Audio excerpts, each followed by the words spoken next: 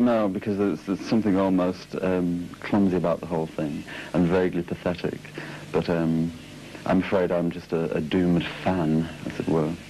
Well, is it true that you spent 3 months secluded in your bedroom as a teenager?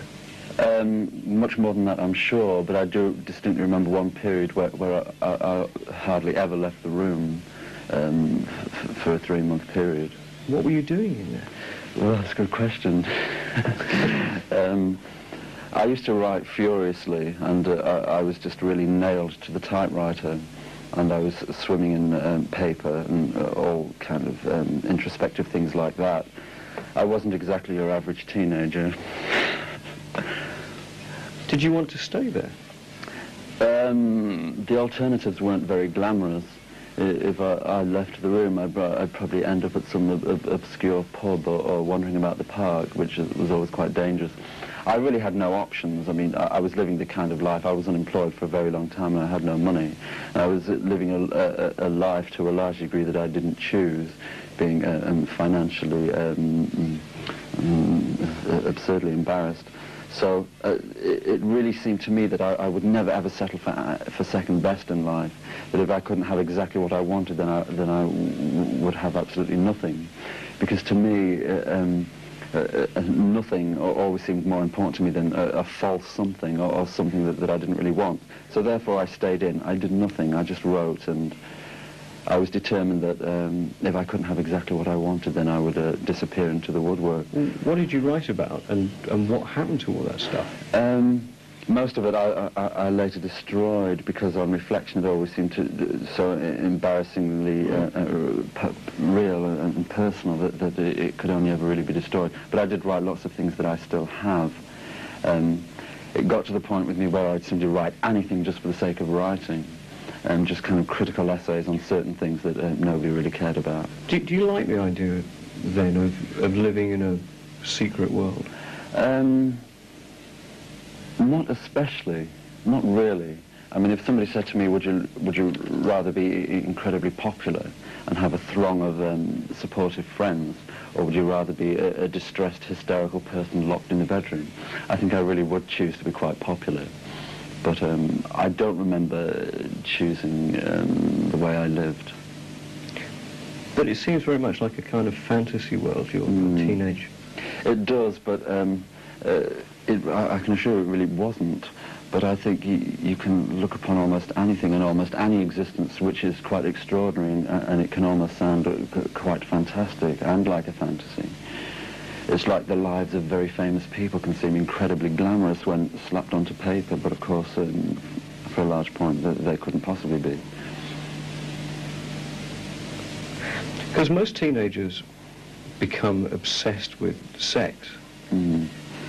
Did you go through that period? No, I never did.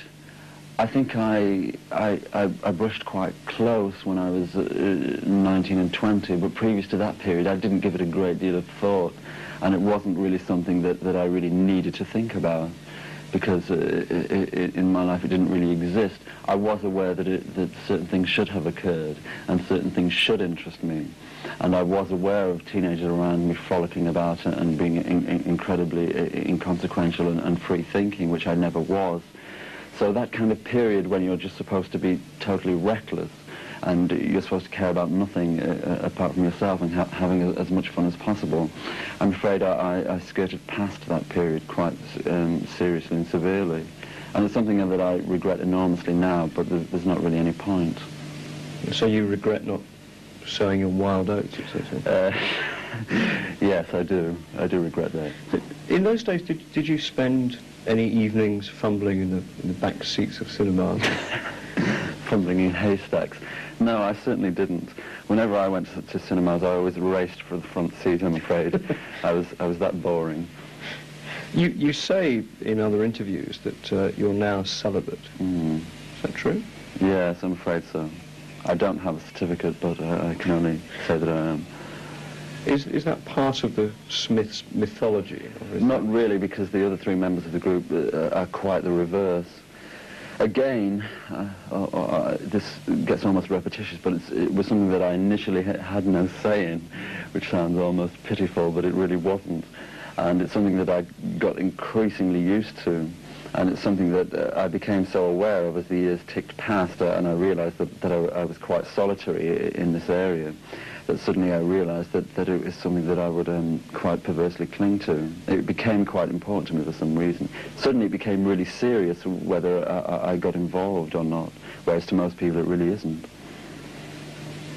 Was your celibacy then prompted by a bad experience? I've had very few experiences, but they have been bad, yes, and they were a very long time ago. And it's not something that I would like to repeat it, but this gets incredibly delicate and icy, and it becomes almost difficult to talk about. But yes, I would say that it was. I did lose the very idea that any communion between two people could possibly be enjoyable. I did lose that particular thread. And I did become enormously depressed to the point where I believed that any kind of relationship was almost impossible. Is there a fear now, then, of sex? No, it's not a fear. I wouldn't quite say that. But something, but not fear. No, how would you describe it? A slightly... perhaps just too much thought, too much anticipation. Perhaps I don't really care enough. Would anything inspire you to break your celibate state? It's not impossible, but it's not something that I give a great deal of thought to, and I believe for it to happen, I believe that for it to happen, I would have to be of a particular mode of thinking, which I'm not. I'm of the frame of mind that it won't happen, and therefore it doesn't. Because you've said that you want children. Who would you want to be their mother? I don't know. Me, perhaps. I don't know. That's something that I have no answer for. Sometimes I sit down and I quite like the idea. I must admit that other times I stand up and I despise the idea. But I suppose everybody feels that their own children could almost be models of themselves and therefore be completely acceptable. But when we gaze at other children, we're quite frightened, I should imagine. I do like the idea, but I realise that now over the years I've become uncommonly selfish. There are, in some of your songs, lyrics that pertain to heterosexual rejection and homosexual isolation. That was quoted in this week's Rolling Stone. Yes. Is that the way you feel, isolated? I do, yes, but it's an isolation that is, it sounds laughable, but almost genderless, because I don't have any, I don't speak from a very strict heterosexist angle. I cannot segregate the sexes. I cannot see women over there and men over there, and this large chasm between the two. Where do you place yourself? In the middle somewhere, straddling, I'm afraid, but I feel that this way, that in popular music at least, by now there should be a voice which kind of speaks for everybody, but doesn't say things in a way that is so neutral that it is absolutely non-sexual. I do like to speak for both the sexes, because I feel that the difference between them is incredibly slim. You once said that being a sex symbol was the best thing to be. But that was at a time when I thought that it could possibly never happen, and to a small degree it has happened. So do you consider yourself a sex symbol? Well, other people do seem to, so therefore in a way I suppose I must be. I mean, it's not something that we decide for ourselves. We don't say, yes, I'm going to be a sex symbol, and I will appeal to lots of people in an immensely sexual way. That's not something that we decide. Other people decide it, and to some degree they have. I mean, I get letters saying, Morrissey, you're incredibly sexy, and of course I throw them away. You throw them away? No. I frame them. What do you do with them? Oh, I keep them all. I reply to them, take their phone numbers, etc. No, I don't. You're being slightly flippant. Yes, I'm being unnecessarily flippant.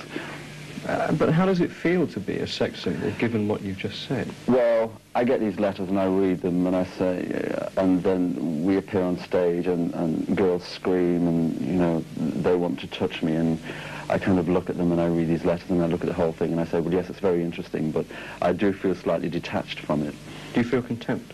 No, I don't feel any degree of contempt, but I feel that, well, yes, they're screaming and they're writing these letters, but they're not really addressed to me. It's just an accident that they happen to land through my letterbox. Because it's quite difficult at times to,